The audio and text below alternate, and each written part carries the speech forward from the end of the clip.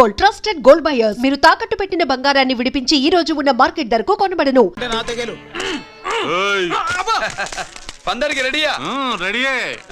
పందెమేంటో? ఈ సోడాని ఓపెనర్ తో పని లేకుండా చేత్తో ఓపెన్ చేసి ఎత్తిన సోడా దించకుండా గడగడా తాగేయాలి. తాగితే 200 ఇస్తా. అంతొద్దు, ఇంకో మాట చెప్పు. 500 ఇస్తా. అయితే ఓకే. అవునరా, లక్కీ గాడు ఎక్కడా? ఇంకా రాలేదన్నా. అన్నగిరిన లక్కీ వాళ్ళ అమ్మ నాన్న ముగ్గురు చచ్చిపోయారన్నా. అందరూ పురుగుల మందు తాగేశారన్నా.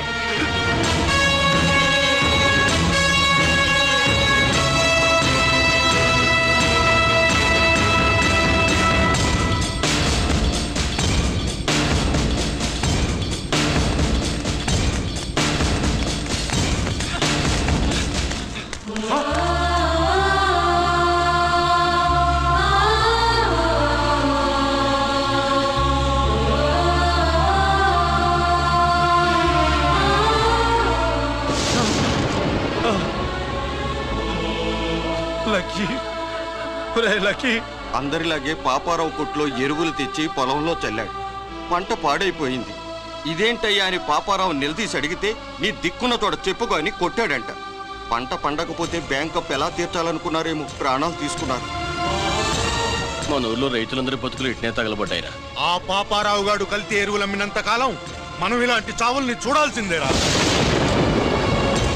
వాళ్ళు పోవటమే కాకుండా అనవసరంగా పసిపిల్లని కూడా తీసుకుపోయారు.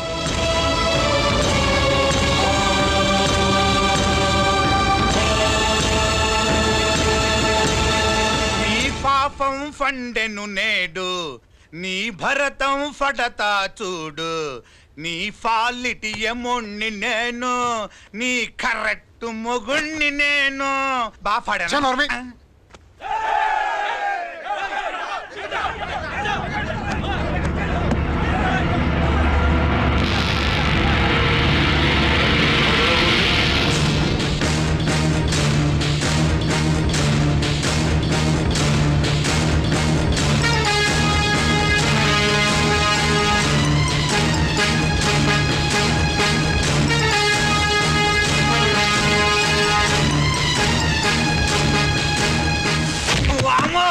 ఈ పగిలిపోయింది.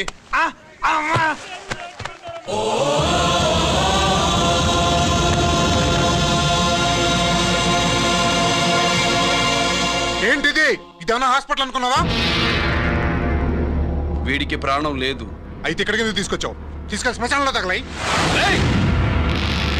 రైతులు పంటలు పండిస్తున్నారు, కానీ పంటను ఎప్పుడు కల్తీ చెయ్యరు.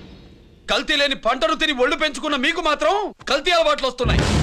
బియ్యంలో కల్తీ, నెయ్యిలో కల్తీ, పాలల్లో కల్తీ, నీళ్లలో కల్తీ, పెట్రోల్లో కల్తీ, విత్తనాల్లో కల్తీ, ఓట్లలో కల్తీ, నోట్లలో కల్తీ, ఆఖరికి పంటను కాపాడే ఎరువును కూడా కల్తీ చేసి పేద రైతుల ప్రాణాలు తీస్తున్నారా? చచ్చిన వాడికి ₹1,00,000 గవర్నమెంట్ ఇస్తుంది కదా. ఆ రూల్ పెట్టాక కూడా చాలా మంది ఆత్మహత్యలు చేసుకున్నారా? మా దగ్గర ఇంత లెక్చర్ ఇస్తావు. చచ్చిన వాడికి డబ్బు ఇవ్వద్దని గవర్నమెంట్ సిఫారసు చేయి. సిఫార్సు చేయాల్సింది మీలాంటి వాళ్ళను కాల్చి చంపమనరా? కరువు కాటకాలు రైతుల కడుపు మీద మాత్రమే కొడితే మీ కల్తీ ఎరువులు వాళ్ళ బతుకు మీద దెబ్బ కొడుతున్నాయిరా కుక్కల కొడకల్లా. రేయ్, ఆ లారీలో ఉన్న బస్తాలన్నీ దించండిరా.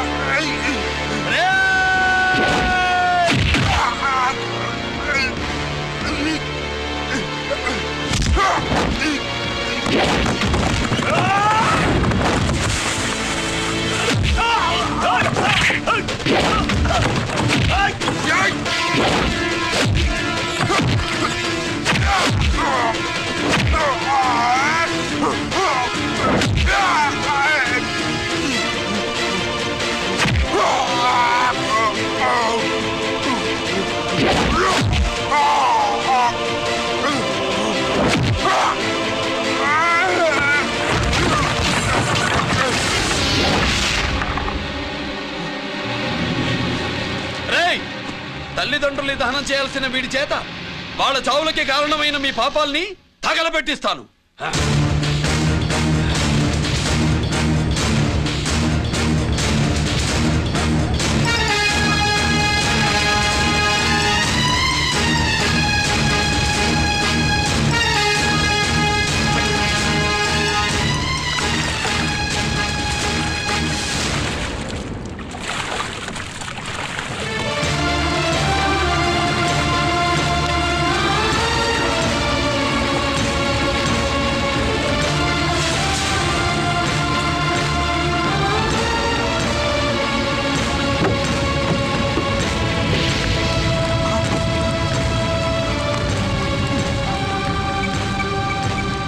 Police station.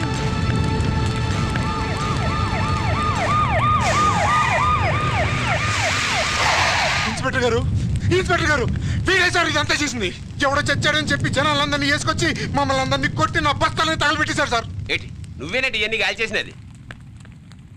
నేను నేను నేను నేను నేను నేను నేను నేను నేను నేను నేను అంతా నానంతే నానంటున్నారు. వీటికి అల్లూరు సీతారామరాజు ఫ్యామిలీకి ఏదైనా కనెక్షన్ ఉన్నదా?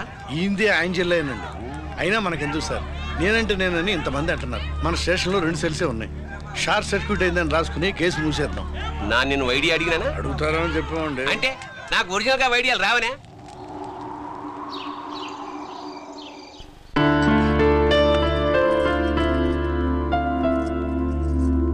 ఆగు రాజేశ్వరి,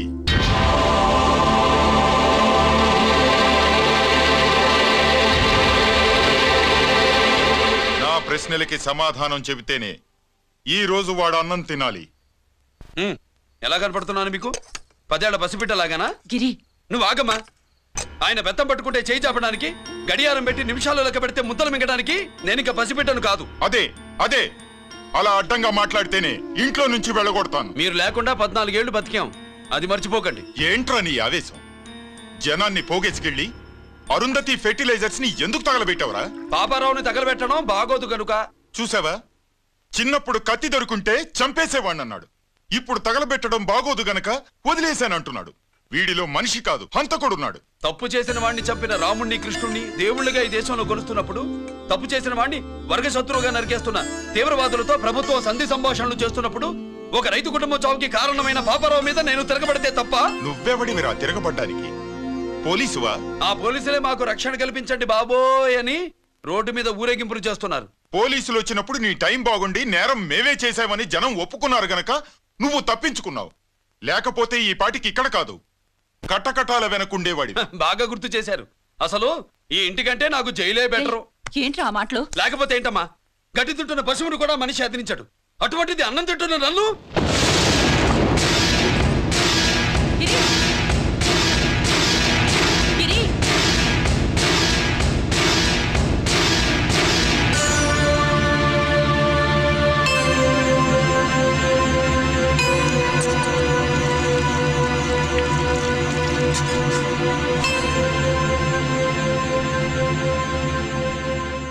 నన్ను ప్రేమించడం మానేయండి, ఊరుకుంటా. ద్వేషిస్తే సహించను. గిరి.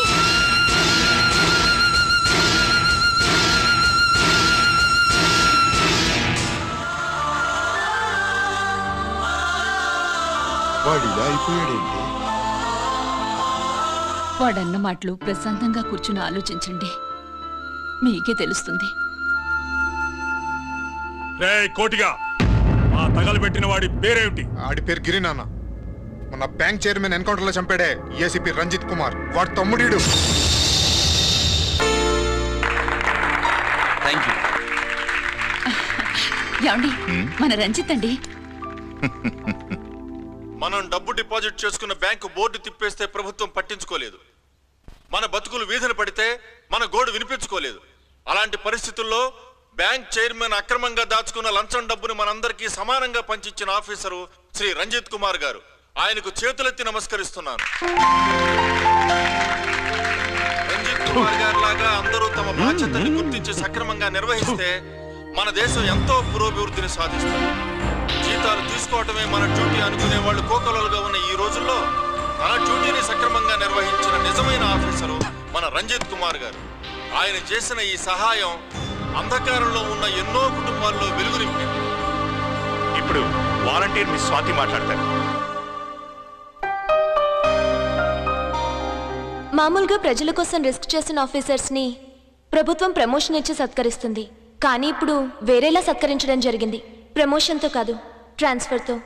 బట్ ఈ నగర ప్రజలు మాత్రం ఏసీపీ గారిని ఈ మెడల్తో సత్కరిస్తున్నారు. ఇది గవర్నర్ గారి మెడల్ కన్నా, ప్రెసిడెంట్ మెడల్ కన్నా గొప్పదని నా ఉద్దేశం.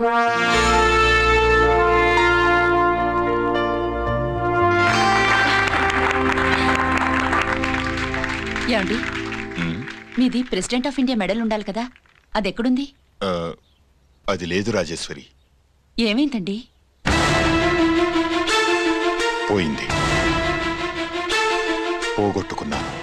అదేమిటండి అంత విలువైన మెడలు? పోయిందని చెప్తున్నాను కదా, విసిగించకు.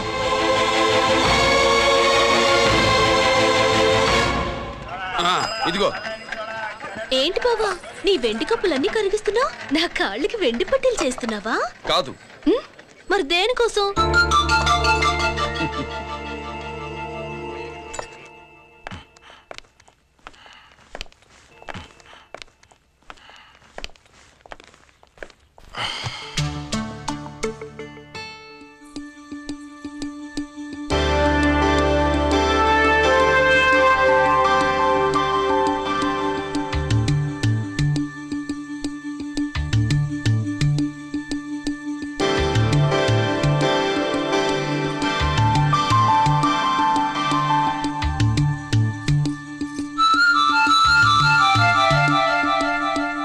ఏమండి, మీ ప్రెసిడెంట్ మెడల్ పోలేదండి, అదిగో అక్కడే ఉంది చూడండి.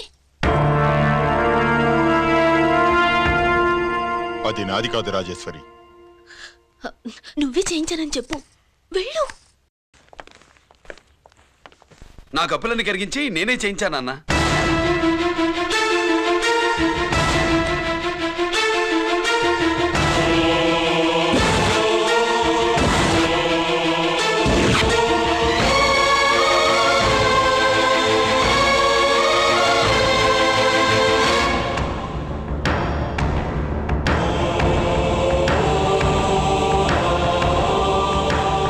Chakravarti, surrender all your medals, including the President's Gallantry Award. Including the President's Gallantry Award. No!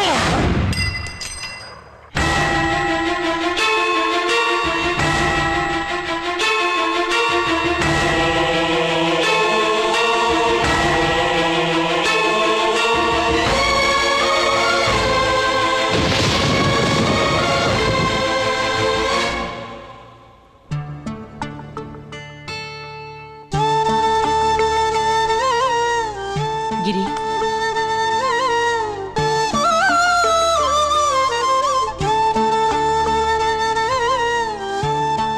మీ నాన్నగారి మెడలో ఈ మెడలు వేసే రోజు రావాలంటే ముందు నువ్వు ప్రయోజకుడు అవ్వాలి.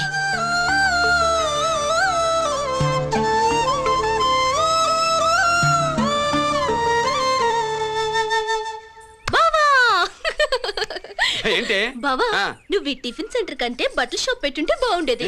బట్టల షాప్ అయితే రోజుకో చీర కట్టుకుందామనా? ఇదిగో, ఏ పని చేయకపోతే తప్పు గాని ఏదో ఓ పని చేయడం గొప్పేనే. సొత్తా ఉండు, త్వరలో దీన్ని 5 నక్షత్రాల హోటల్ చేస్తాను. బావా, నీ ఫస్ట్ టైం రిబ్బన్ కోస్తున్నందుకు చాలా ఆనందంగా ఉంది. కావాలంటే ఈ రిబ్బన్ లో ముక్క కోసుకుని నీ జడలో పెట్టుకోగాని హోటల్ ఓపెనింగ్ చేసేది మాత్రం నువ్వు కాదు. రంజిత్ వచ్చేసాడు. స్వాతి,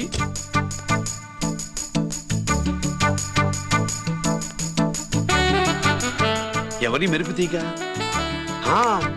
ఆ రోజు అన్నయ్య మెడలో మెడలు వేసిన అమ్మాయి ఈ తీగే.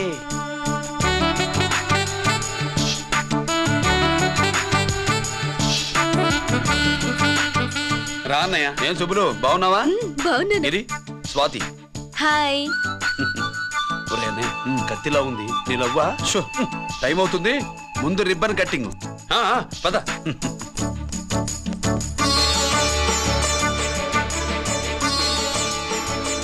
ఏంట్రా ఇది? నీ పేరు మీద బిజినెస్ చేసి బాగుపడమని అమ్మ చెప్పింది.